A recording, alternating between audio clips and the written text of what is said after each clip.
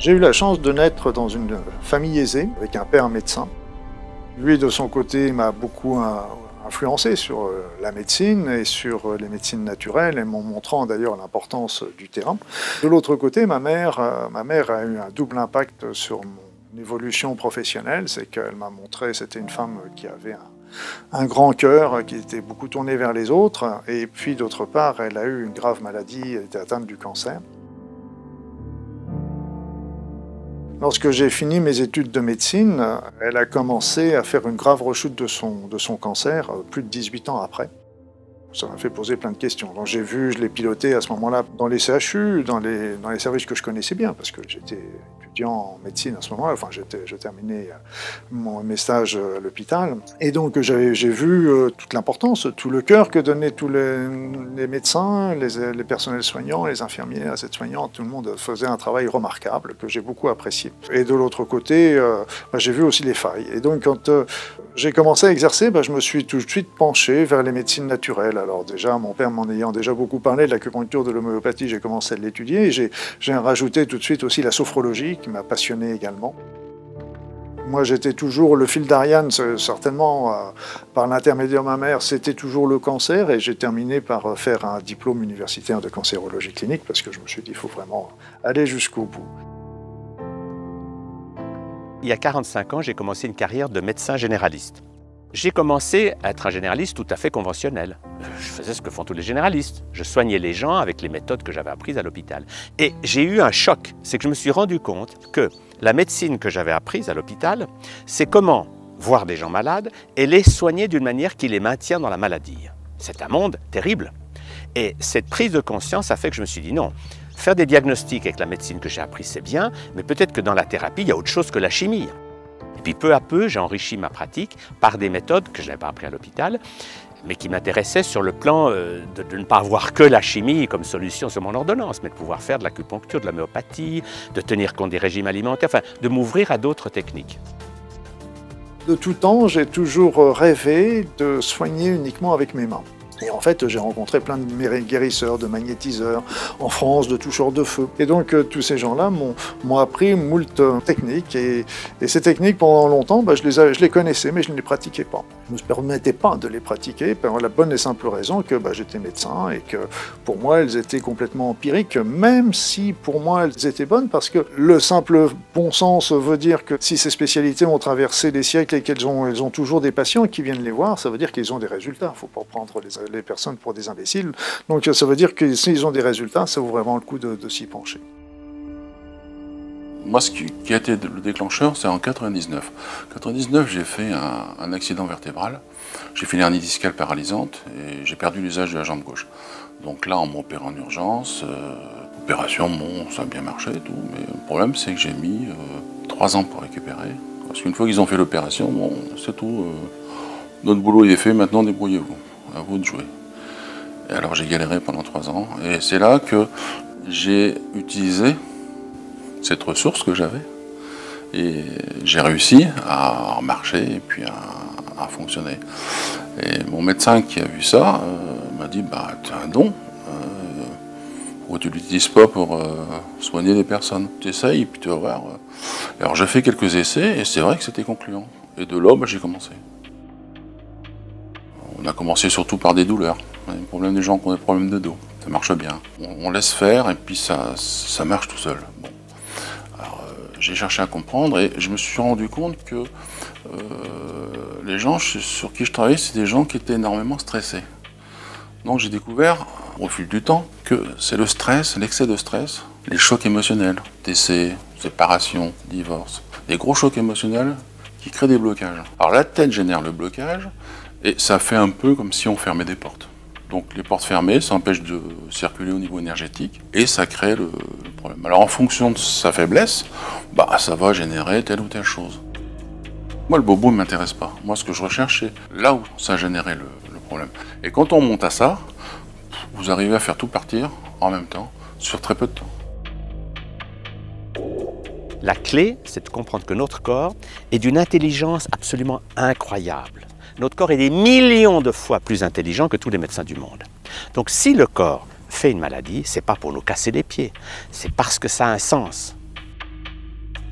La maladie correspond souvent à une réaction saine de notre organisme face à une situation qui nous est déséquilibrée. Comme le disait le docteur Bach, celui qui a organisé les petites fleurs de Bach, il disait on tombe malade quand nos actions dans le domaine de vie quotidienne ne sont pas en adéquation avec nos aspirations, avec nos pensées profondes.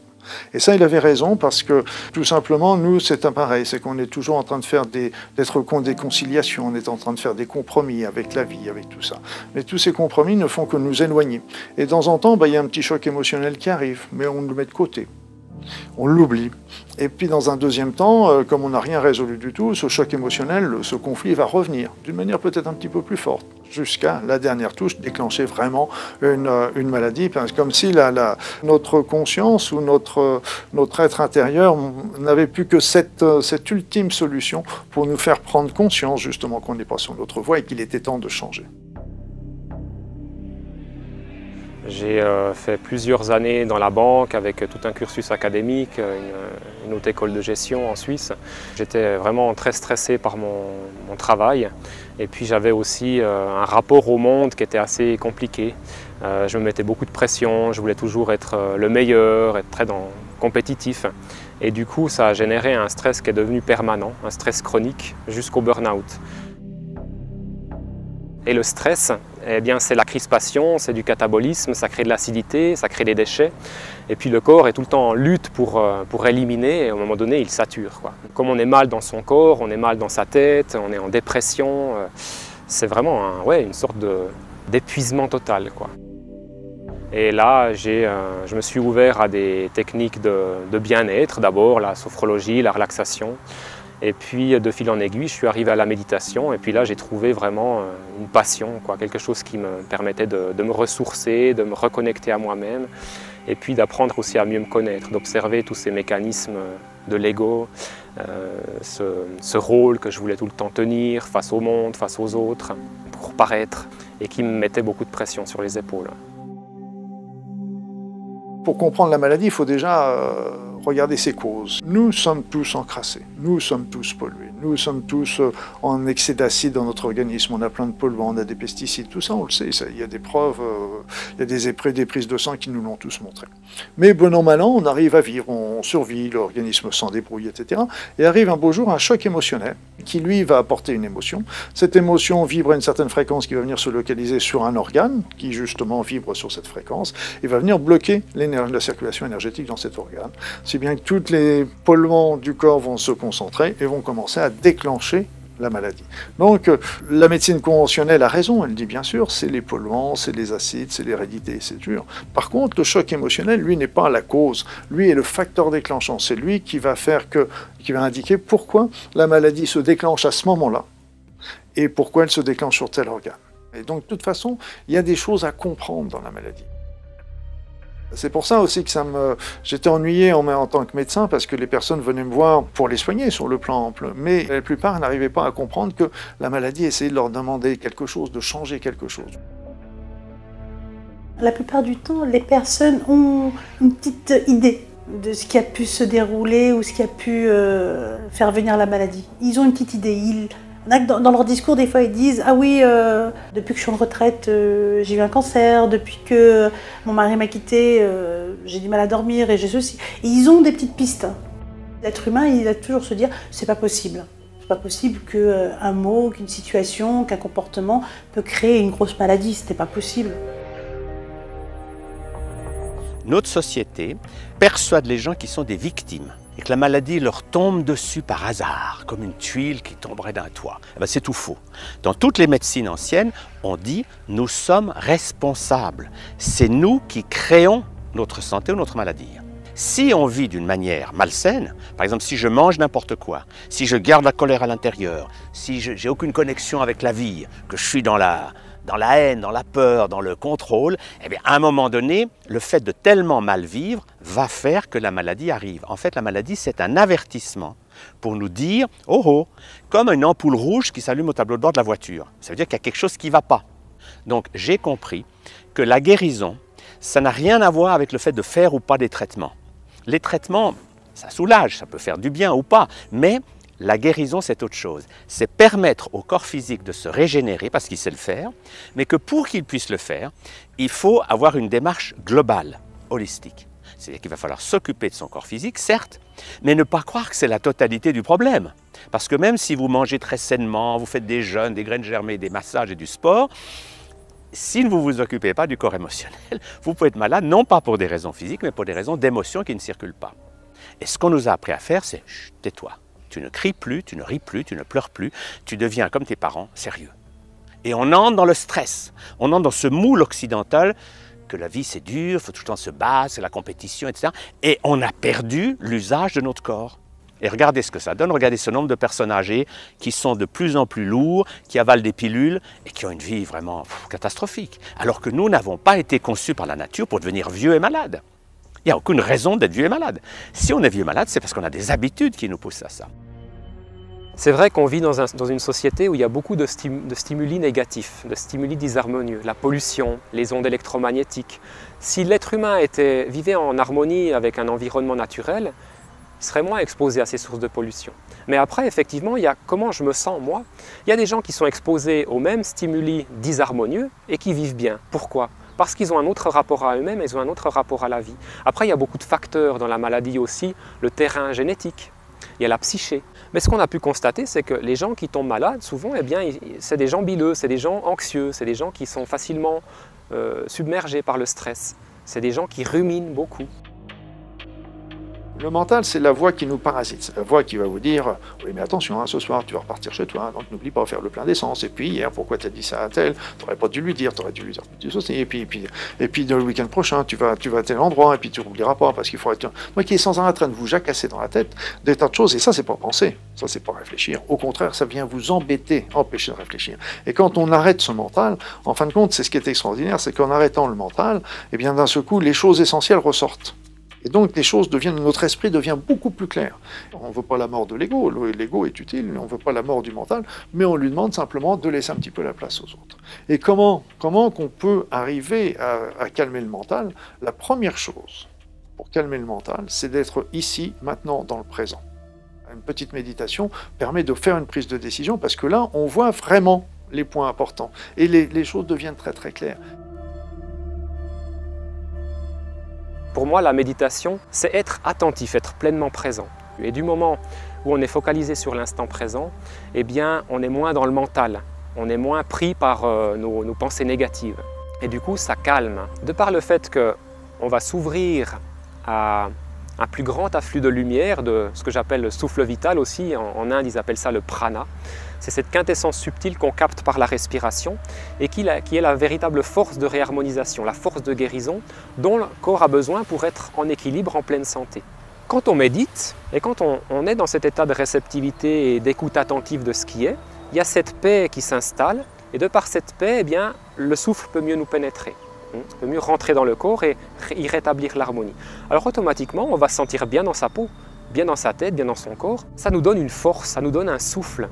Les expressions sont parlantes à ce niveau-là. Quand on dit « je suis à bout de souffle »,« j'ai les nerfs à vif »,« je suis à côté de mes pompes »,« je suis hors de moi », c'est qu'on n'est pas bien. On manque de souffle justement, on manque d'énergie.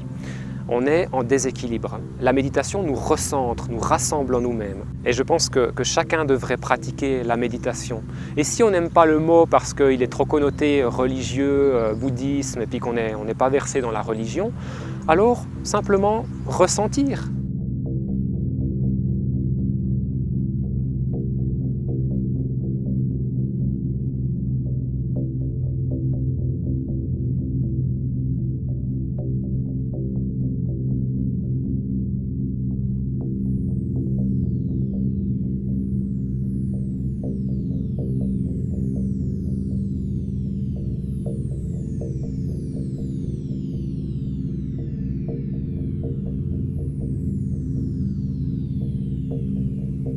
Ce qui est passionnant avec la physique moderne, notamment la physique quantique, c'est qu'on a été obligé, si vous voulez, de voir que la matière, les émotions, les pensées et quelque chose d'autre fonctionnent ensemble. J'ai découvert justement qu'il y avait des tas d'autres médecines qui, depuis des millénaires, ont une vision différente que la vision matérialiste. La vision matérialiste, c'est qu'il y a le corps physique, c'est tout ce qui existe, on soigne le corps physique et le reste, on n'entend pas parler. j'ai découvert ce qu'on appelle aujourd'hui la médecine holistique. Cette médecine holistique, c'est de comprendre que l'être humain n'est pas qu'un corps physique, il est un tout beaucoup plus grand. Nous avons un corps physique, certes, mais ce n'est pas la totalité de ce que nous sommes. Il y a d'autres réalités que la matière. Toute la matière dans l'univers n'est formée que d'énergie. Toute matière, tous les corpuscules, toutes les particules ne sont que des énormes concentrations d'énergie. Nous sommes de l'énergie à l'état pur avant même d'être physique ou chimique. Donc c'est pour ça aussi que j'ai commencé à comprendre que, travaillant sur l'énergie, on pouvait travailler sur le corps. Nous sommes formés d'un corps physique et de corps subtils qui sont là encore à la fois dans notre corps physique et qui débordent de notre corps physique. Et ces différents corps font partie de nous. Il y a eu les premières photos Kirlian qui remontent déjà à plus d'un siècle et qui photographiaient les premières couches de l'aura qui sont autour de notre corps. Il faut bien comprendre qu'on ne voit pas les corps énergétiques parce que tout simplement tous nos 5 sens sont situés dans le corps physique, donc ils sont sur le niveau vibratoire du corps physique. Or les autres niveaux énergétiques sont situés sur d'autres plans. Et si on veut commencer à les ressentir, il va falloir justement utiliser d'autres sens, justement le ressenti, l'intuition, la clairvoyance, etc. Donc ce sont des sens qui sont subtils et qui ne font pas partie de notre lot quotidien. On peut puiser déjà chez les Indiens, parce qu'en médecine ayurvédique, on retrouve la description de tous les corps et ils les ont décrits d'une manière remarquable. Mais il faut bien comprendre, c'est qu'il n'y a pas que les Indiens, c'est qu'il y a aussi les Américains, les Russes, donc tous ces gens-là ont beaucoup développé les corps énergétiques, la recherche des corps subtils, etc. Et j'en discutais souvent avec une amie américaine et elle était toujours éberluée en me disant mais c'est pas croyable qu'en France on pose encore les questions de savoir si les corps énergétiques existent, alors qu'aux États-Unis ou en Russie, c'est des choses qui sont des lapalissades, sont des évidences, et ils ne sont pas en train de se poser la question est-ce que ça existe, ils sont en train plutôt de commencer à ils l'utilisent d'une manière très pragmatique et très quotidienne. En fait, la maladie, quand les personnes viennent me voir, ou elle est déjà en action, active dans le corps physique, ou elle est en cours d'installation. Moi, j'appelle ça d'installation, c'est-à-dire elle est dans des corps, elle est envoyée, on va dire, elle est en attente, et elle arrive petit à petit dans le corps physique. Voilà, c'est comme ça que je la vois. Mais les gens ne la ressentent pas, puisqu'elle est dans le corps énergétique. À part si on ressent bien des choses, on se dit j'ai des lourdeurs en ce moment, je me sens pas bien, je me sens fatiguée, ça va pas trop. Et on commence, si on fait par exemple des analyses médicales ou autres, on commence à voir qu'il y a des baisses quelque part, ça commence à rentrer dans le corps physique. Avant qu'une maladie se manifeste sur notre corps physique, elle est déjà présente dans nos autres corps en fait, qui sont éloignés. Voilà, et qu'on ne voit pas, nous, qu'on ne perçoit pas. Mais par contre, que Lila peut percevoir. Donc en travaillant sur des choses qui arrivent sur nos corps les plus lointains, effectivement, ça empêche la manifestation. Les médecins matérialistes, ils s'occupent du corps physique. Bon, vous avez le foie malade. Bon. Et le propre des guérisseurs, des magnétiseurs ou des chamans, c'est qu'ils s'occupent de la totalité de l'être humain. Donc beaucoup des choses qu'ils font ne s'expliquent pas au niveau physique, mais parce qu'en fait, ils travaillent sur d'autres plans de conscience. Donc ils sont dans d'autres réalités. Moi, je fais une imposition de main et je laisse travailler. Alors on sent, ça chauffe, ça peut monter en température et à un moment donné, je sens, c'est bon, il y a eu une dose d'énergie qui est passée et le corps va se mettre à réagir. Il y a des gens, je leur pose les mains sur la tête, ils sentent, ça passe, rien à ça, jusqu'aux orteils. Ils sentent ça circule. Il y en a qui sentent du froid, il y en a qui sentent du chaud, il y en a qui sentent des picotements. Après, c'est un peu chacun son truc. Il y en a qui sentent rien. Mais ça passe. Moi, je sens, quand je donne, je sens que ça part. Et moi, les gens, quand ils me disent, je suis passé par le circuit médical, ils m'ont dit, parce que dans 95% des cas, c'est comme ça, ils m'ont dit, les médecins, ils me disent qu'ils ne peuvent rien faire pour moi. Ils ne voient pas ce qu'il y a. Il n'y a rien, aux examens médicaux, il n'y a rien. Ils ne comprennent pas pourquoi ça agit. Quand on me dit ça, pour moi, c'est du pain béni, parce que je sais qu'à ce moment-là, on est plutôt sur un blocage psychologique. Donc, mon boulot, ça va être d'aller rechercher. Donc, je vais faire un scannage du corps, avec les mains. Donc là, on va travailler sur un point énergétique, et on va rechercher là où ça bloque, où il y a des blocages. On va rebalancer en énergie pour ouvrir, pour refaire circuler. Mais moi, je ne travaille pas un problème, je travaille un corps. Toujours, moi j'ai trouvé qu'il fallait travailler le corps dans son intégralité, ce qui permet de tout balayer. Donc on travaille le tout, de toute façon tout ça, il faut que ça fonctionne en énergie, il faut que c'est rétabli. le programme il se remet en route. Quand on examine une personne au niveau énergétique, on va avoir deux sortes d'informations qui sont absolument très très importantes. Les deux premières, c'est on peut voir des blocages énergétiques. Des blocages énergétiques qui vont correspondre à des chocs émotionnels. Et on sait très bien que si on laisse ces chocs émotionnels, si on laisse ce blocage énergétique, tôt ou tard, ça va déclencher une maladie. Donc là, on est en train vraiment de faire de la médecine préventive, un petit peu comme quand il y a aussi des blocages sur l'évacuation des énergies usagées. On sait très ou tard que ça va déclencher des troubles, des problèmes chez la personne. Ça, on le sait. Donc là, c'est pour ça que la médecine énergétique, tout comme le fait, mais d'une manière plus limitée, mais le fait et l'acupuncture, c'est une très très bonne médecine énergétique. Et inversement, on peut aussi voir des anomalies dans les corps énergétiques qui correspondent, qui nous indiquent que l'organe en dessous est déjà malade. Parce qu'on peut jouer sur le diabète, sur la tension, quand ce sont des maladies qui sont déclenchées par, on vient toujours sur une histoire de stress. Quand c'est déclenché par des blocages, vous faites sauter les blocages. Moi je dis aux gens, vous êtes sous quoi? Vous avez quoi comme médoc? J'ai ça. Bon, faites surveiller par le toubib, parce que comme je fais réagir votre corps, si c'est un problème de blocage qu'on régule, si vous prenez des trucs pour le cœur, c'est plus nécessaire, vous allez retrouver avec le cœur qui... C'est pas bon. Moi j'ai un pote qui est cardiologue, il m'a dit, écoute, c'est pas compliqué, tu as 75% des problèmes cardiaques qui sont liés au stress. Ils ne sont pas liés à un problème cardiaque mécanique, c'est lié à un état de stress. Tu régules l'état de stress, tu solutionnes le problème. Moi je guéris pas les gens. On dit guérisseur, non c'est faux. Guérisseur, c'est quelqu'un qui va déclencher la guérison. Je pratique l'art de la guérison, c'est-à-dire c'est un art. On ne peut pas dire une médecine pour pas avoir de problème, parce que la médecine c'est protégé. Donc c'est l'art de la guérison, c'est l'art de générer la guérison chez une personne, la déclencher. Et une fois qu'on l'a déclenchée, la personne va s'auto-gérer et va automatiquement se remettre en fonctionnement. Alors c'est la première fois que je venais voir une guérisseuse, une énergéticienne.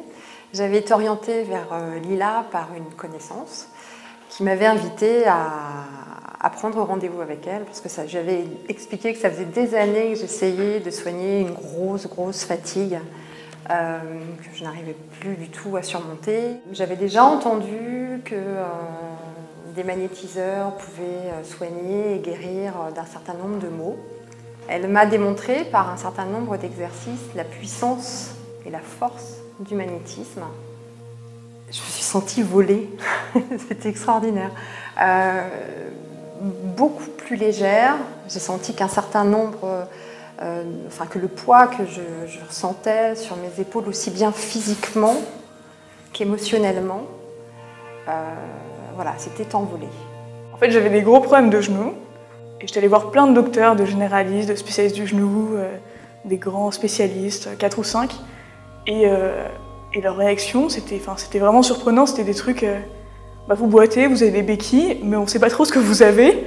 Et du coup, au bout d'un moment, ma mère, elle m'a emmenée, elle m'a dit, on va essayer quelque chose de différent, que tu n'as jamais vu auparavant. On ne sait jamais, ça peut marcher. Et donc, ma mère m'a emmenée voir Lila.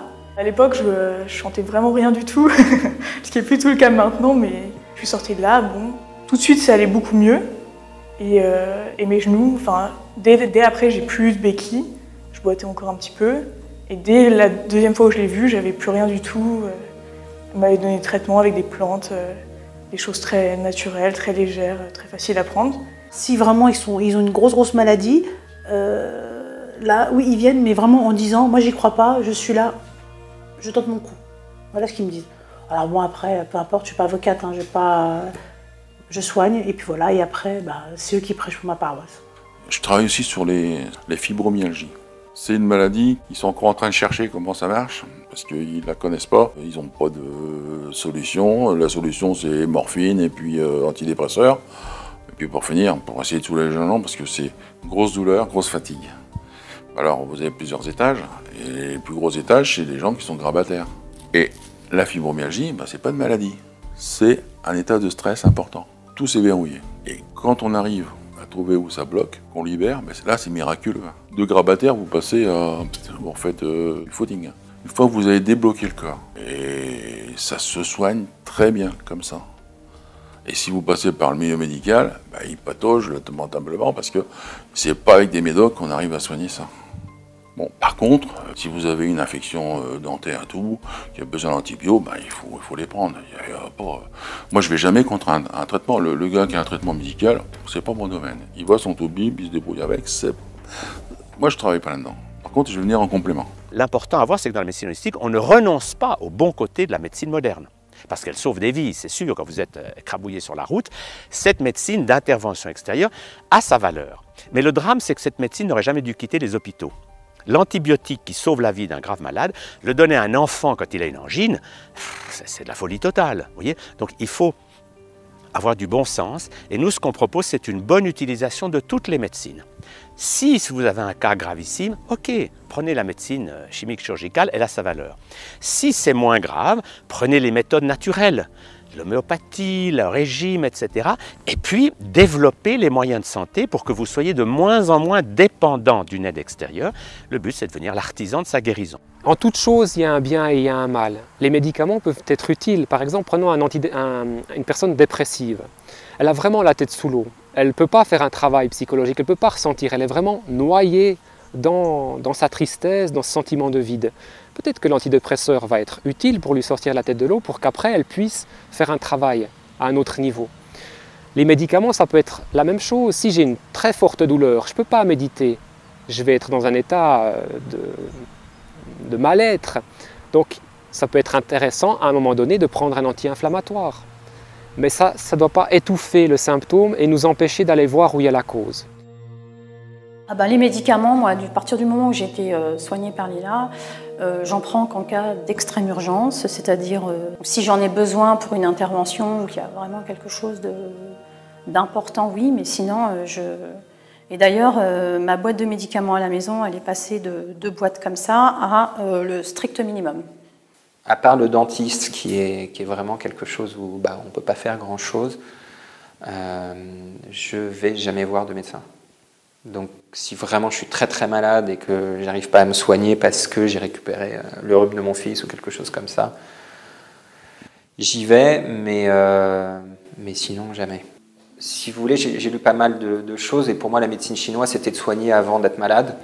Si eux ils le faisaient il y a des milliers d'années, je pense qu'on peut le refaire relativement facilement maintenant. Voilà. Et soigner la cause plutôt que les effets, ça pour moi c'est rationnel. Soigner les effets sans comprendre la cause, ça j'arrive pas à comprendre. En Chine, ce qui se passe, c'est que les médecins, ils sont payés une seule fois par an. C'est-à-dire, on va les voir et on fait en sorte de ne pas avoir de maladie. C'est-à-dire, on fait de la prévention. Et bien, c'est pareil. On fait de la prévention, c'est-à-dire, on évite d'attraper des choses. C'est un peu comme si on sait qu'il y a une petite brise dehors, on va prendre son parapluie. On va éviter d'avoir la puce sur la tête, d'être enrhumé. On va éviter d'avoir mal à la gorge, on va mettre son écharpe. C'est exactement la même chose. De bien s'alimenter son esprit, de bien alimenter son corps, automatiquement, on ne peut que être bien. Maintenant, si vous tombez d'une échelle, je suis mécanique, vous êtes tombé, vous êtes fracturé un truc, il faut que ça se ressoude. Le corps, il ressoude. Hein. Alors maintenant, c'est bien parce qu'ils vous mettent des broches, des trucs, pour ça ils sont forts, il n'y a pas de problème. Là-dessus, ils sont au point. Ils peuvent vous foutre une prothèse de jambe qui perd de la cheville, qui arrive jusqu'au genou, jusqu'à la hanche. Hein. Ils peuvent vous faire une jambe artificielle. Hein. Maintenant, on peut tout faire. Hein. Mécaniquement, c'est formidable. Mais ce qu'il y a, c'est quand vous provoquez votre maladie. Ce que j'aimerais, c'est qu'on puisse justement reconnaître et valoriser cette chose-là, parce que c'est fantastique de pouvoir apporter un mieux-être aux gens, comme ça, naturellement, en faisant juste réagir un corps. On n'a pas besoin de plus. Et si ça marche pas, on va aller plus loin. Mais on peut déjà commencer par ça. J'ai beaucoup travaillé, je travaille avec des médecins, j'ai travaillé avec des hôpitaux, je travaille avec... il y a des journalistes scientifiques, donc ils ont vraiment un regard objectif et ce sont des gens intelligents, on va dire, pour moi, qui voient que mes soins sur les personnes qui m'envoient sont vraiment... Ils agissent, ils sont en action, ils le voient par leur scanner, ils le voient par leur radio, ils le voient par les analyses, ils le voient. Ils ont vraiment un regard sur moi bienfaisant. Le problème, c'est qu'on a un système de médecine qui est, je trouve, dommage. C'est qu'ils font des choses fantastiques, mais la médecine est dirigée par des laboratoires pharmaceutiques qui veulent avoir la main mise. Ils veulent tout régenter par la chimie. Et je m'excuse, mais il y a un tas de choses comme ça, ce que je vous ai dit avant, qui ne se travaillent pas par la chimie. On arrive à solutionner naturellement. Et il n'y a pas une médecine, il y a des médecines. Vous avez l'acupuncture, vous avez l'homéopathie, vous avez les huiles essentielles, les fleurs de Bach, ce que je fais. Donc il y a un tas de choses qui existent. Et moi je dis qu'il faudrait utiliser s'ils correspondent mieux à la pathologie.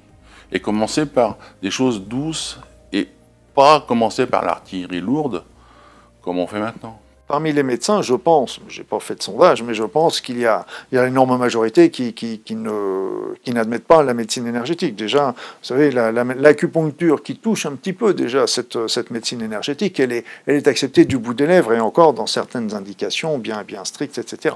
Donc ça, c'est vrai que la majorité ne veut pas en entendre parler. Et par contre, c'est vrai que dans d'autres cas, je sais que dans certains endroits aux États-Unis, il y a beaucoup de chirurgiens qui refusent d'opérer s'il n'y a pas un thérapeute énergéticien dans le bloc opératoire. Donc on se retrouve un petit peu avec les deux. Moi je sais aussi que j'ai pas mal de médecins qui viennent aussi à mes stages pour apprendre un petit peu les soins. Déjà on a beaucoup de mal à faire passer le message que derrière le côté physique, il y a toujours une cause psychologique. Déjà rien que ça, on a déjà beaucoup de mal à faire admettre ça aux médecins. Et alors quant à leur faire comprendre l'aspect énergétique, il y en a qui sont prêts à l'ouvrir, il y en a qui ne sont pas prêts. La médecine naturelle, elle, ne peut pas être proposée comme traitement alternatif parce que, tout simplement, on manque cruellement d'études, justement. C'est ça le problème. Moi, j'ai travaillé beaucoup en cancérologie. Il y a des remèdes qui sont remarquables en médecine naturelle, mais je ne me permettrai jamais de dire à un patient « arrêtez votre traitement de chimio, ne faites pas la radiothérapie et prenez le traitement naturel » parce que je ne sais pas, parce qu'on dit « ça marche ». Ok, ça marche, mais les personnes qui disent « ça marche », c'est bien, mais ils ne nous disent pas non plus quand ça ne marche pas non plus. Hein. Donc le truc, c'est on a besoin d'études et ça, c'est là où la médecine naturelle vraiment pourra faire quelque chose, fera un grand bond en avant quand il commencera à y avoir des études probantes, parce que c'est pas sur 3 personnes, ni sur 5 personnes, ni sur 50 personnes. Il faut des études qui soient sur des cas vraiment très très importants. Et là, ça commencera à devenir intéressant et commencera à avoir des résultats. Moi, il faut rigoler. On ne peut pas prouver scientifiquement. Bon, il y a des choses qu'on peut prouver scientifiquement qu'ils veulent pas admettre. Je sais pas, moi, sur 15 000 actes de guérison que j'ai pu faire dans ma vie, vous avez de quoi faire au niveau statistique, hein. Vous savez, un gars qui arrive avec des béquilles, hein, et qui ne s'est pas posé le pied par terre, vous y remettez son pied, son entorse, il s'en va en marchant avec ses béquilles sous le bras, je ne sais pas ce qu'il leur faut, quoi. Moi, je ne sais pas, c'est parlant, ça. Hein, le gars qui fait des migraines sur migraines, qui bouffe des cachetons à tire-larigot, vous y faites 2 séances, il n'y a plus de migraines pendant 6 mois, c'est parlant. Je sais pas, il y a la petite vieille qui a son bras bloqué, vous y débloquez, elle se lève, elle fait le bouche son bras, elle peut se coiffer, elle peut se machin, ça va, plus de douleur, elle prend plus de médoc. C'est parlant. Il faut ouvrir les yeux, quoi. Il faut reconnaître les choses. Moi, je dis, il n'y a pas de mauvais guérisseurs. Et de toute façon, les charlots, ils tiennent pas la route. Parce que, vous savez, on marche comment? Par bouche-oreille. Hein. Si vous allez voir un gars qui... Vous n'allez pas le recommander. S'il n'est pas bon, surtout n'y va pas. Vous savez, le bouche-oreille négatif, il est vachement plus puissant que le bouche-oreille positif. Hein. Les gens sont sceptiques, mais c'est normal. Bon, ils connaissent pas, c'est vrai que c'est bizarre. Moi, l'autre jour, j'ai un gars qui m'amène sa femme qui s'était tordu la cheville. Je lui remets, elle repart en marchant. Il me dit, tu t'es foutu de moi, t'avais rien. Non. Le mec, il m'a dit, tu t'es foutu de moi, t'avais rien. La preuve sous le nez, ils comprennent pas. Non, mais ça résume tout, quoi. Par contre, on voit aujourd'hui des docteurs, des médecins généralistes, des gens qui travaillent dans les hôpitaux. Et en fait, quand on connaît un peu ça, on connaît les gens qui s'intéressent à ça et on voit qu'il y a plein de gens qu'on ne pourrait pas imaginer, des chirurgiens, des choses comme ça, qui se servent de ça tous les jours sans le dire parce que c'est des choses dont on ne parle pas. Après, moi, j'en ai vu plein, même dans des conférences de Lila, des trucs, des gens qui arrivent vraiment avec une grosse pathologie, où tu as l'impression qu'ils ont le monde sur les épaules et qui repartent et qui sont, le monde sur les épaules complètement plié en deux, qui ont du mal à se déplacer. C'est comme dans les films, et presque ils lancent la béquille en l'air et font. J'ai vu ça plein de fois, des gens qui voyaient mal, qui arrivent de nouveau à voir. Enfin, c'est un miracle, mais j'ai vu ça plein de fois. Les miracles, c'est tous les jours. Ne serait-ce qu'une personne qui a un eczéma, qui a pu son eczéma, pour moi, c'est un miracle. Pour la personne qui en souffre, c'est un miracle.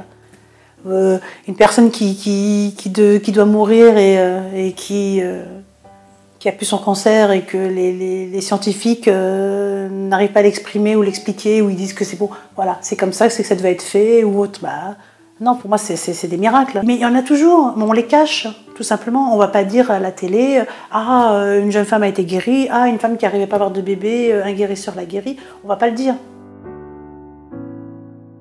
Le problème, c'est qu'on est seul. On est très seul dans ce métier-là. Et puis on n'est pas aidé parce que, comme l'entourage vous demande si vous n'avez pas fumé la moquette, moi quand j'ai basculé dans cette voie-là, au niveau familial, vous savez, on va regarder un drôle l'œil, il dit « Qu'est-ce qu'il nous fait là ?» Parce qu'ils vous connaissent, hein.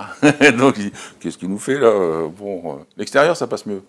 Mais on n'est pas aidé, il faut qu'on ait une certaine force pour pouvoir surmonter tout ça. Et puis, bon, et au début, on se pose des questions. On dit, est-ce que c'est la voie? Est-ce que je fais pour fausse route? Est-ce que c'est vrai? C'est pas vrai? Ça marche pas? Puis, au fur et à mesure qu'on fait, on a les résultats. Donc, on les additionne. On fait 1 fois, 5 fois, 10 fois, 20 fois, 50 fois.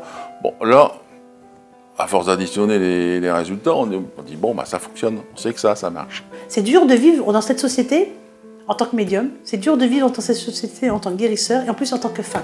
On vous critique, on vous dit que vous êtes, c'est du placebo, c'est du je sais pas quoi. Et quand on voit vraiment, parce que moi j'ai été testée quand même par des scientifiques, j'ai été testée par des gens tout simplement, les gens qui sont guéris, les gens qui...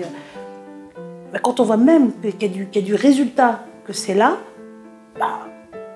on va quand même... L'être humain, il laisse pas de la chance, il laisse pas il se laisse pas sa propre chance, on va dire, d'évoluer et d'ouvrir ses yeux. Alors moi, mon rôle, c'est de dire aux gens, vous avez raison de ne rien croire sur parole. Parce qu'on vous a souvent mis dans beaucoup d'ennuis à vouloir vous obliger à croire quelque chose. Au Moyen-Âge, vous deviez croire que la Terre était plate, autrement vous brûlez sur un bûcher. Maintenant, vous devez croire que l'industrie chimique va vous sauver la vie, autrement, vous devez croire que les vaccins, c'est la seule chose qui... Je prends un certain nombre des croyances de base de notre société et je montre qu'elles n'ont aucun fondement scientifique. Étonnant. Je prends un exemple. Beaucoup de Français croient que si on n'a pas de protéines animales, pas de viande et pas de lait, on ne peut pas vivre. Eh bien, c'est une croyance totalement fausse. Vous étudiez scientifiquement les études là-dessus, vous voyez que non, il y a toutes les protéines dans les végétaux. Je travaille là-dessus depuis 45 ans. Et la loi simple pour l'alimentation, elle est très très simple, c'est la loi des 3 V. Végétal, vivant, varié. Qu'est-ce que ça veut dire? Le premier V de végétal, c'est que le corps humain a été conçu par la mère nature pour fonctionner avec des végétaux. Et tout ce qu'on mange qui vient de l'animal nous rend malade. Et ça, c'est archi documenté maintenant par des grosses études, comme le projet Chine, etc., qui montrent qu'il y a un rapport absolument inévitable. Plus les gens mangent de produits animaux, c'est-à-dire viande, lait, œufs et poissons, plus ils sont malades. Plus ils mangent de végétaux, plus ils sont en bonne santé. Et ça, on ne peut pas dire non. Ce n'est pas une idée. Ce sont des faits prouvés par des tas de recherches. C'est le premier V, le V de végétal. Le deuxième V, c'est le V de vivant. C'est que si vous mangez que des végétaux, mais qui sont tous cuits, il n'y a plus de vitamines et d'enzymes. Donc il faut avoir assez d'aliments crus. Et c'est un des drames des peuples modernes, c'est que tout est cuit. Donc on n'a plus de vitamines et d'enzymes. Donc le V de vivant, c'est il faut avoir assez d'aliments crus. Et l'alimentation végétale crue, ça s'appelle alimentation vivante. Et c'est en quelque sorte la base de ce qu'il faudrait faire pour aller bien. Mais le troisième V est très sympathique, c'est le V de varié. C'est que si vous êtes tout le temps en train de manger que des salades et des graines germées, du bio, etc., vous devenez quelqu'un pas très convivial. Et vous avez des guerres sociales, parce que les gens disent « oh là là, ils nous cassent les pieds ». La clé du V de varié, c'est que vous pouvez de temps en temps aller au restaurant avec les amis, boire du champagne, faire la fête. Donc vous n'êtes pas quelqu'un de fermé dans une chapelle alimentaire où ils mangent toujours comme ça. Vous êtes quelqu'un de vivant, d'agréable. Donc le concept du varié est très dynamique parce qu'il permet de changer. Pendant un temps, qu'est-ce que c'est chouette de faire un jeûne ou de faire des choses de santé pour apprendre. Et puis qu'est-ce que c'est agréable une fois qu'on a fait ça, d'aller manger quelque chose qu'on aime, parce qu'il faut que la vie soit mobile. Parce que la santé, c'est une dynamique du changement. Alors cette règle, végétale, vivant, varié, elle est une règle complète. Elle s'applique à tous les pays du monde et à tous les habitants de la planète. Alors moi, ce qui m'intéresse, c'est de dire aux gens, osez remettre en question les croyances qu'on vous a données, et puis faites des expériences personnelles qui vont vous montrer ce qui est vrai ou pas pour vous. Moi, c'était dans les mains que ça a apparu, comme si ça continuait, l'énergie continuait et sortait de mes doigts. C'était ça, un petit peu ces premiers ressentis. Après, des boules d'énergie entre les mains. Il y a des exercices extraordinaires dans son livre qui nous apprennent justement à prendre conscience de cela. Et puis, au fur et à mesure, des méditations extraordinaires où on se sent enveloppé d'un certain nombre d'énergies, on se sent en interaction aussi avec ces énergies. J'étais d'un naturel assez sceptique, donc je me posais la question si c'était là ou si c'était là. Et finalement, c'était vrai, ce que je vivais, c'était juste extraordinaire. Et donc au fur et à mesure, il y a quelque chose qui s'est installé en moi, que j'ai accepté. L'esprit est tellement complexe, c'est une usine en fait, et on n'a pas encore vu toutes les portes qui peuvent s'ouvrir, parce qu'elles peuvent s'ouvrir. Et quand on ouvre une, par exemple celle de la visualisation, celle de la pensée positive ou de l'attraction, peu importe, on peut les appeler comme on veut, qu'est-ce que ça fait? Ça fait intervenir vraiment une énergie, une fréquence qui se met en place, qui se met en action et qui interagit avec la matière, avec le physique, avec le spirituel et tous les corps. Et si elle a un but, par exemple, comme les grands sportifs, ils ont des buts. Les sportifs, ils sont tellement dans la compétition haute qu'ils ont vraiment des buts. Donc on va leur dire, écoute, ton genou, il est cassé, il est pas bien, pense qu'il est bien et continue, finis ton match. Et ils vont finir leur match. Ils vont le faire, ils vont co-créer, on va dire, une autoréparation. Ils vont le faire eux-mêmes. Ils vont se proclamer guérisseurs ou médiums pendant un instant, sans s'en rendre compte. Ils vont déployer de l'énergie, ils vont déployer une énergie environnante qui va faire que ça va se réparer. Et ça marche.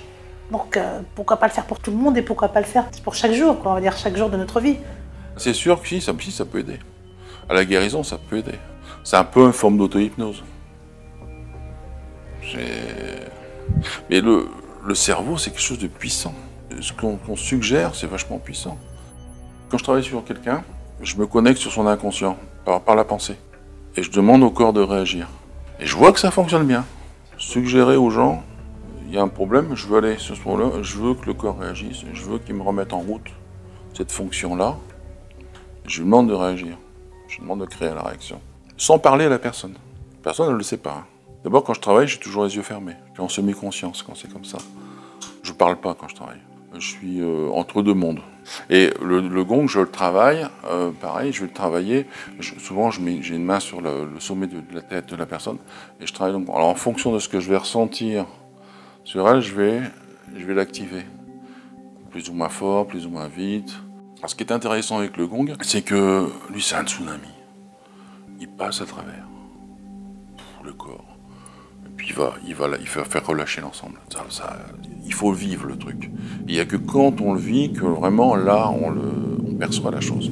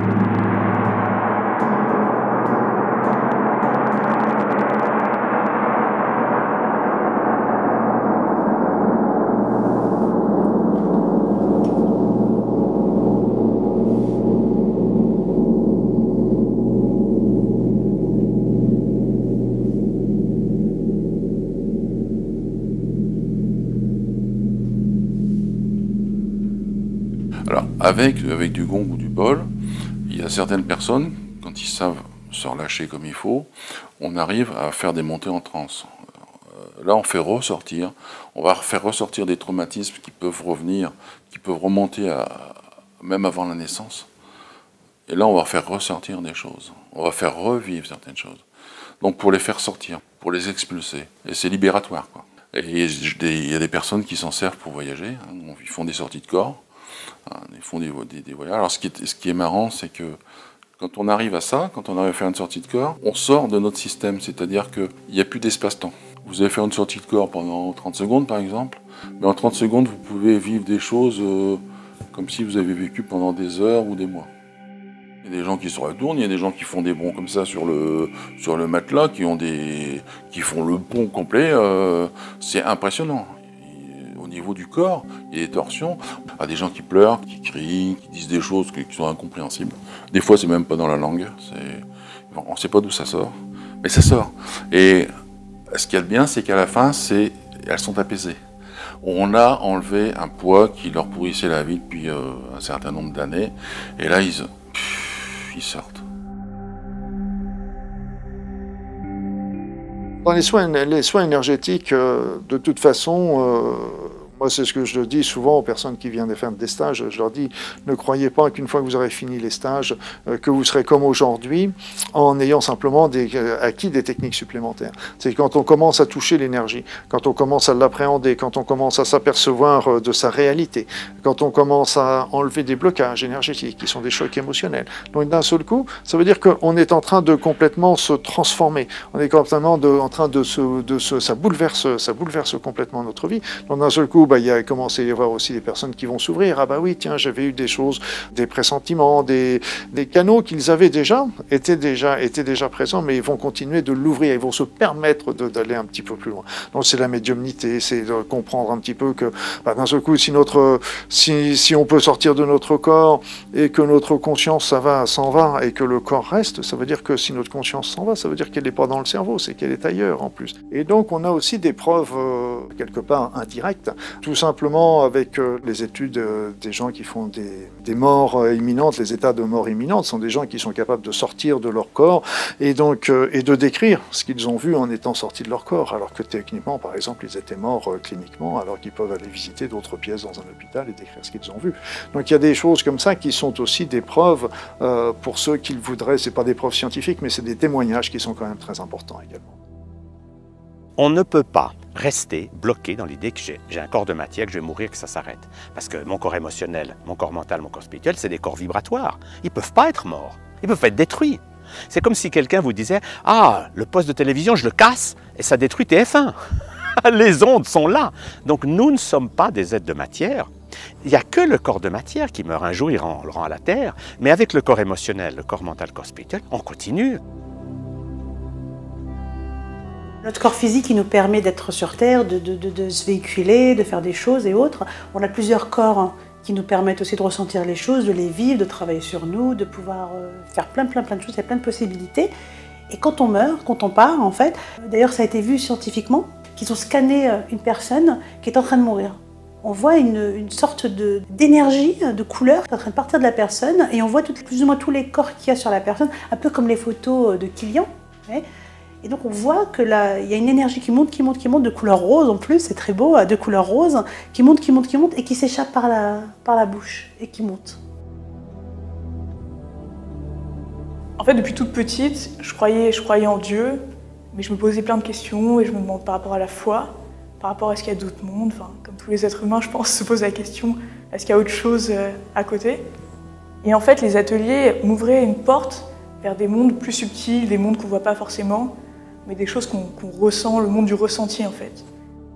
Tout le monde ressent, perçoit, et c'est dommage de passer sa vie à être à côté de ça. Et donc les ateliers m'ont vraiment permis d'accéder à des choses nouvelles, d'apprendre à faire des soins, apprendre à faire des méditations, de voir des choses.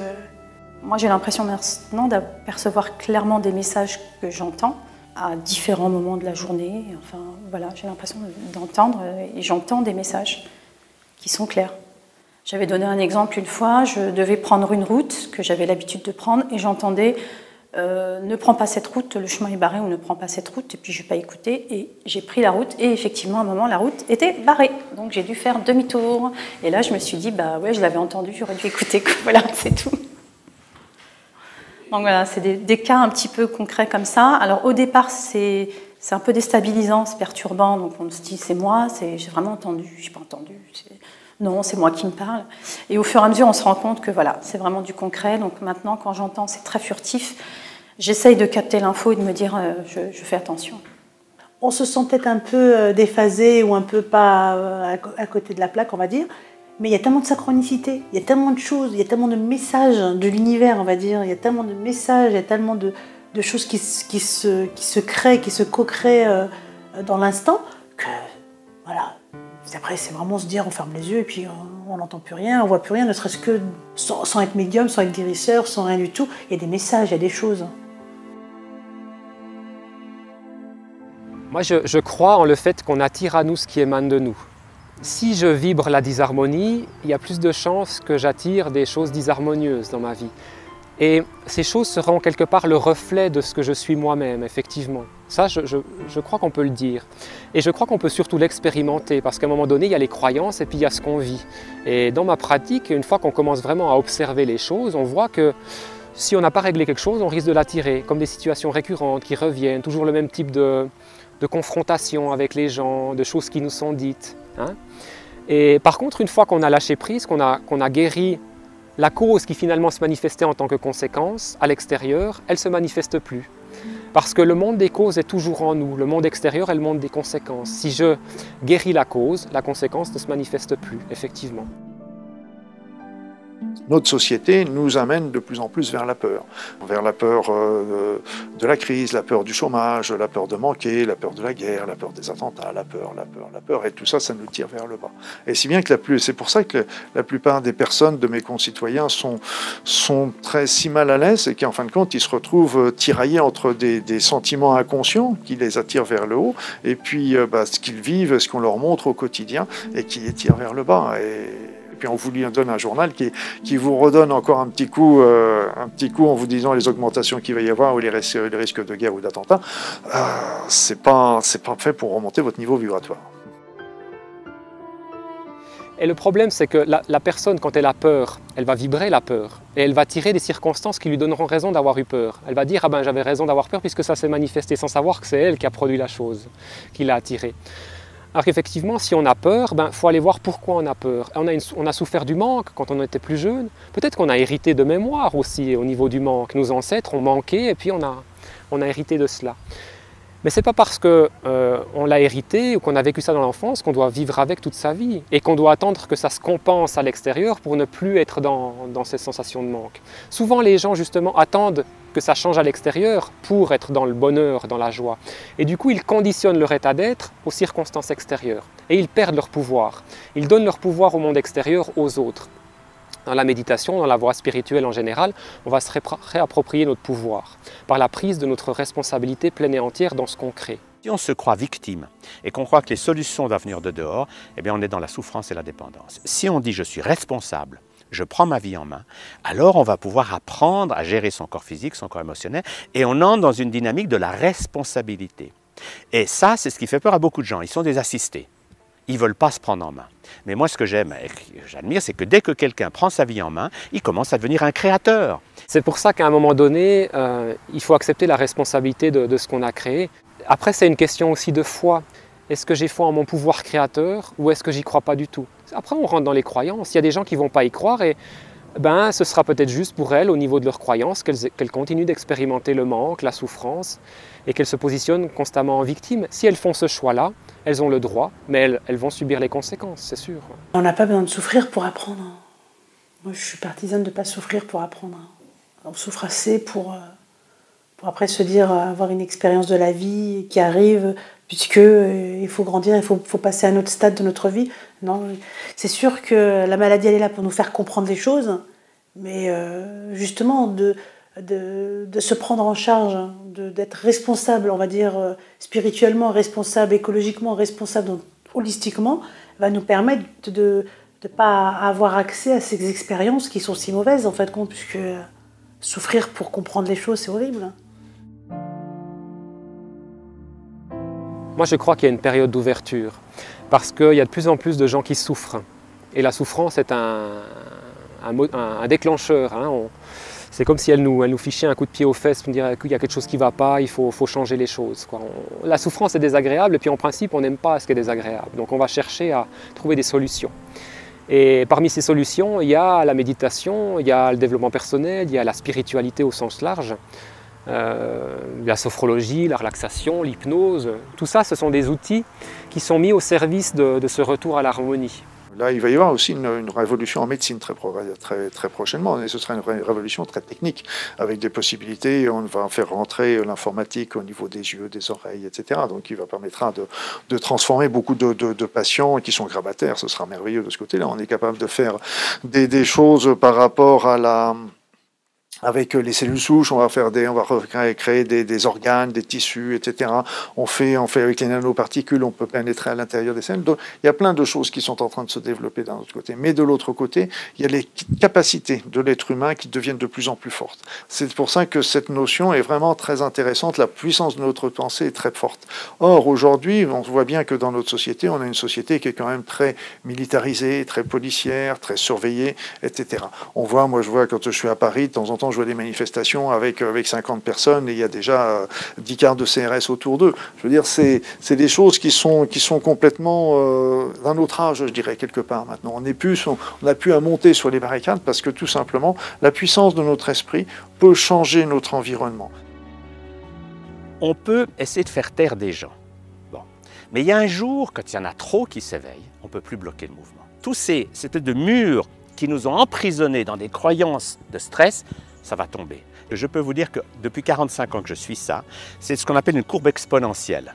C'est qu'il y a eu quelques personnes qui ont pensé différemment. Bon. Et puis maintenant, tout d'un coup, cette courbe, elle monte. Ça veut dire que tout d'un coup, la croyance sociale change.